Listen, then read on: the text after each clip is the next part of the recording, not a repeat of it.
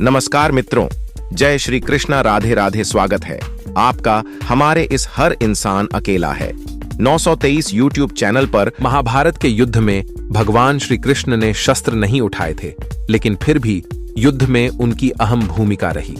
युद्ध में वह अर्जुन के सारथी बनकर उसका मार्गदर्शन करते रहे, लेकिन इस भीषण युद्ध के कारण उन्हें श्राप का सामना भी करना पड़ा।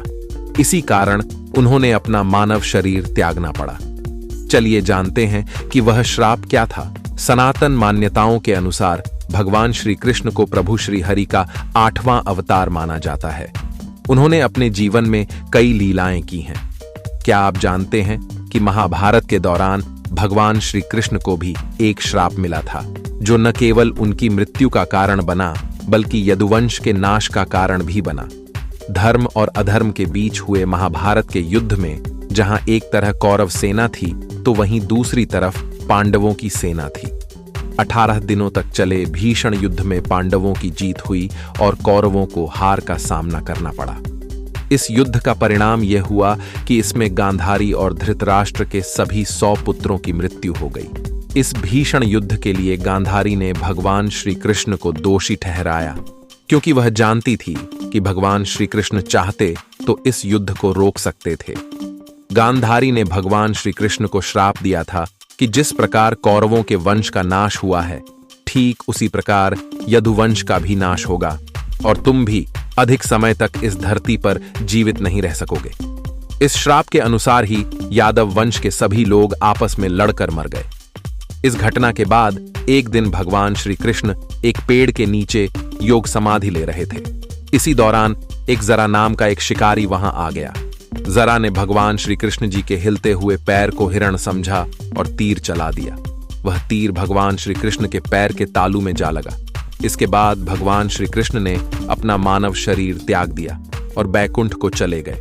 दूसरा श्राप, एक बार विश्वामित्र, दुर्वासा, वशिष्ठ, नारद जैसे महान आरष्य तीर्थ यात्रा पर थे। विभिन्न स्थानों का भ्रमण करने के बाद वे भगवान श्री कृष्ण और बलराम से मिलने के लिए द्वारका गए। यादवों, जिनमें भोदक, वृष्णि, केकेय और अंडक शामिल थे, उन्होंने भगवान श्री कृष्ण और जाम्बवती के पुत्र सांब को एक महिला के रूप में तैयार किया और उसके पेट में कई वस्त्र बांधे ताकि वह एक गर्भवती महिला के रूप में दिखाई दे। वे आर्षियों के पास गए और उनसे भविष्यवाणी करने को कहा कि क्या महिला एक लड़के या लड़की को जन्म देगी।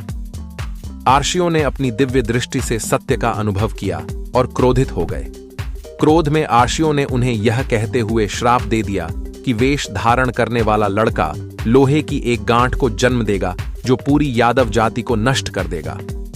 अगली सुबह सांब को प्रसव पीड़ा हुई और उसके भीतर से एक गदा निकली। यादव डर गए और गदा के साथ अक्रूर और उग्रसेन के पास गए। अक्रूर ने तुरंत आदेश दिया कि गदा को पीसकर महीन चूर्ण बना लें और इसे समुद्र में डाल दें। हालांकि भगवान श्री कृष्ण को पता था कि गांधारी के श्राप ने अपना रूप लेना शुरू कर दिया है। महल के बाहर यादवों ने अक्रूर की आज्ञा का पालन किया था। उन्होंने गदा को बारीक पीस लिया था। उन्होंने महीन चूर्ण और टुकड़ा समुद्र में फेंक दिया। उन्हें इसकी खुशी हुई और दोबारा नशे में डूब गए। गदा के त्रिकोणीय टुकड़े को एक मछली ने निगल लिया। मछली को एक शिकारी ने पकड़ लिया, जिसने मछली की अंतड़ियों में टुकड़ा पाकर तुरंत एक अच्छा जहरीला तीर बनाने के लिए इसका इस्तेमाल किया। दूसरी ओर महीन पाउडर द्वारका के खूबसूरत तट पर जमा हो गया। जिस क्षेत्र में पाउडर जमा हुआ, उस क्षेत्र में घास प्रचुर मात्रा में उग गई। यादव जल्द ही अपने शापों के बारे में सब भूल गए।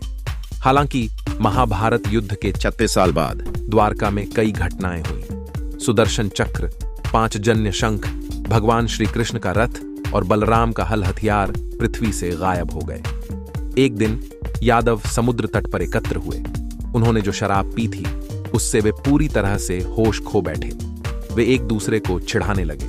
उन्होंने भीषण युद्ध की यादें ताजा करते हुए एक दूसरे को ताना मारा। क्रोध में आकर सात्यकी ने कृतवर्मा पर छलांग लगा दी और उसका सिर काट दिया। कृतवर्मा के मित्र सात्यकी पर झपट पड़े और उसके बाद एक बड़ा विवाद हुआ।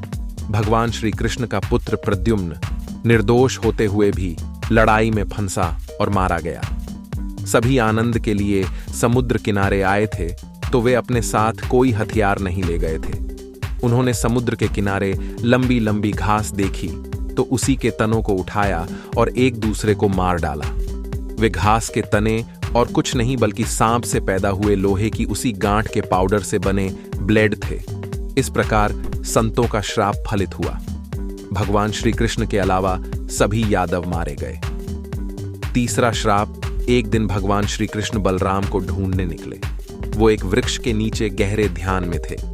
यह देखकर भगवान श्री कृष्ण ने कहा, हे भाई बलराम, मैं तुम्हारे साथ ध्यान में बैठूंगा। लेकिन बलराम की ओर से कोई जवाब नहीं आया। बलराम के मुख से एक लंबा नाग निकला। बलराम ने इस नश्वर शरीर को छोड़ दिया। उनकी आत्मा समुद्र के रास्ते आकाश में चली गई। चूंकि बलराम आदिशेष के अवतार थे, बलराम को अपने अवतार का अंत करते हुए देखा। श्री कृष्ण ने सोचा कि समय आ गया है कि वह इस दुनिया को छोड़े। भगवान श्री कृष्ण इस शरीर को छोड़ने के उपाय के बारे में सोचने लगे।